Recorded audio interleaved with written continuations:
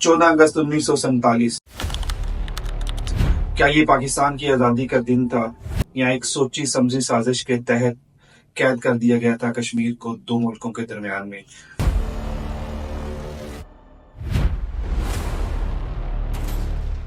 और ये तनाज़ा वजह बना बहुत सारी जंगों का, 1965, 1971, फिर कारगिल वार।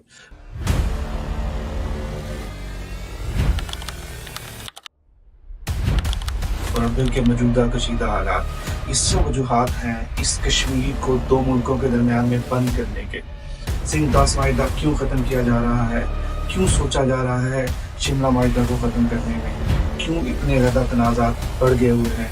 22 अप्रैल 2025 पहलगाम वादी में ऐसा क्या हुआ था जो वजह बना दोनों मुल्कों के बीच कशीदगी का।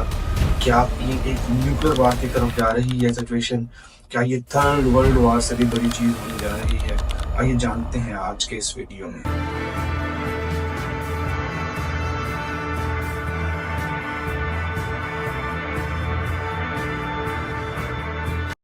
अप्रैल 2025 पहलगाम वादी, जिसको कहा जाता है इंडिया का मिनी स्विट्जरलैंड। यहाँ बहुत सारे से अपनी मसरूफियात में थे, फिर अचानक दोपहर के 2 बजे कुछ दहशतगर्द वहां पे हमला करते हैं और बहुत सारे बेगुनाह लोगों को अंधाधुंध फायरिंग के बाद कत्ल कर देते हैं।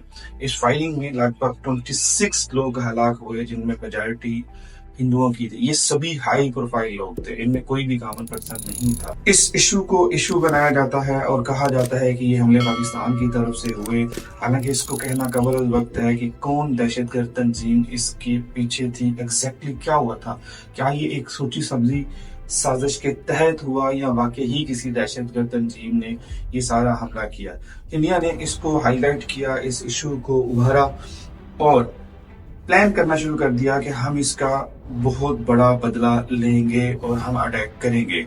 ये एक खतरा मंडला रहा था। फिर 7 मई 2025 को एयर अटैक किया जाता है पाकिस्तान पे। काफी ड्रोन हमले किए जाते हैं दोनों मुल्कों की तरफ से। पाकिस्तान की तरफ से भी ड्रोन किए जाते हैं, इंडिया की तरफ से भी ड्रोन किए जाते हैं। और इन ड्रोन हमलों के नतीजे में अब तक 26 से 30 लोग मारे जा चुके हैं और 57 लोग जख्मी हो चुके हैं पाकिस्तान की तरफ से। सेम इंडिया में भी क्लेम किया जा रहा है, पाकिस्तान आर्मी का क्लेम करना है कि अब तक उनके 5 त्यारे हलाक किए जा चुके हैं, जिनमें जो सबसे काबिल जिक्र त्यारा है वो राफेल त्यारा है। इसकी एक हिस्ट्री है, उसकी हिस्ट्री को जरूर पढ़िएगा। इसी तरह इंडिया क्लेम कर रहा है कि पाकिस्तान भी एयर स्ट्राइक कर रहा है, बाकी जबकि बहुत सारे एयर स्ट्राइक की डिनाई आ रही है पाकिस्तान आर्मी की तरफ से। ये सब हालात इतनी कशीदगी की तरफ बढ़ते जा रहे हैं कि इंडिया ने ना सिर्फ बॉर्डर्स पे बल्कि शहरों के अंदर ड्रोन अटैक किए, जिनमें काबिल जिक्र लाहौर वाल्टन अटैक, इसके अलावा बरही में अटैक किया गया, चकवाल, मरीद के शेखुपुरा, सियालकोट। ये खाना जंगी जारी है और बॉर्डर्स पे भी और विद इन सिटी भी ड्रोन्स आ रहे हैं। एक बहुत बड़ा क्वेश्चन मार्क, क्या पाकिस्तान का एयर डिफेंस इतना ज़्यादा कमज़ोर है कि इंडियन ड्रोन्स हमारे सिटीज़ तक आ गए हैं। ये कहना बड़ा काबिल वक्त है और ये बड़ी टेक्निकल चीज़ें हैं जिनको समझना पड़ता है। बाज़ औक़ात ड्रोन्स को या दुश्मन को अपने एरिया में जानबूझकर एक स्ट्रेटजी के तहत आने दिया जाता है। उसके पीछे काफ़ी सारी इंफॉर्मेशन है जो देनी होती है। ये जो क्वेश्चन मार्क है कि एयर डिफेंस मजबूत नहीं है, ये बिल्कुल गलत है। अच्छा खासा मजबूत एयर डिफेंस है और दुनिया की चांद लीडिंग आर्मी में पाकिस्तान आर्मी आती है। एनीवेज, ये ड्रोन अटैक हो रहे हैं और ये फर्दर भी एक्सपेक्टेड है। इसके जो कॉन्सिक्वेंसेज हैं वो ठीक नहीं है। इसका जो सबसे बड़ा कॉन्सिक्वेंसेज, इंडिया ने सिंध माहिदा ख़त्म कर दिया, इधर पाकिस्तान ने स्वार्थी तल्लुकात ख़त्म कर दिए, शिमला माहिदा ख़त्म कर दिया। इसके जो बाकी इम्पैक्ट आ रहे हैं, पाकिस्तान सुपर लीग मुलतवी होगी है, इंडियन प्रीमियर लीग मुलतवी होगी है। इसके जो बड़े इम्पैक्ट आएंगे वो ऑब्वियसली माशियत पे आएंगे। दोनों मुल्कों की माशियत डिस्टर्ब होगी। पाकिस्तान चूंकि माशियत का पहले ही बदहाली का शिकार है, तो पाकिस्तान शायद ज्यादा इफेक्ट हो, बट इंडिया भी इस इफेक्ट से नहीं बचेगा। अगर हम इंटरनेशनल बात कर लें तो बहुत सारे मुल्कों ने ये जो भी हुआ इसको एंडोर्स नहीं किया, इसकी मुखालफत की है, जिनमें अमेरिका, चीन, टर्की, जापान, सभी लोगों ने ये चाहा है कि ये वाले जो ड्रोन अटैक हैं, ये जो कशीदगी है, ये खत्म हो जाए।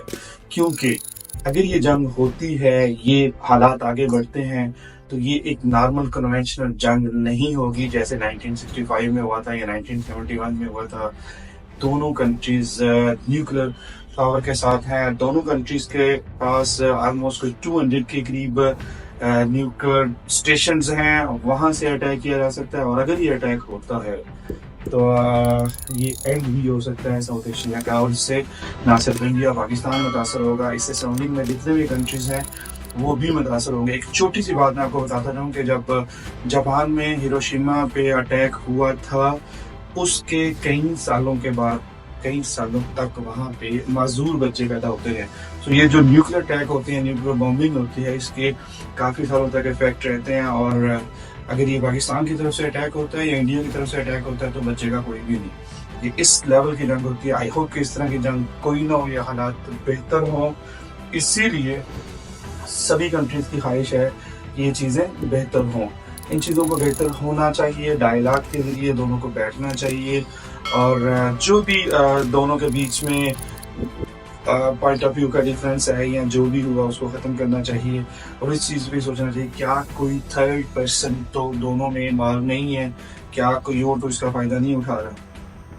क्या एग्जैक्टली हुआ था सिंटॉस मायदे में और क्या एग्जैक्टली हुआ था शिमला मायदे में, इसको समझते हैं किसी और वीडियो में।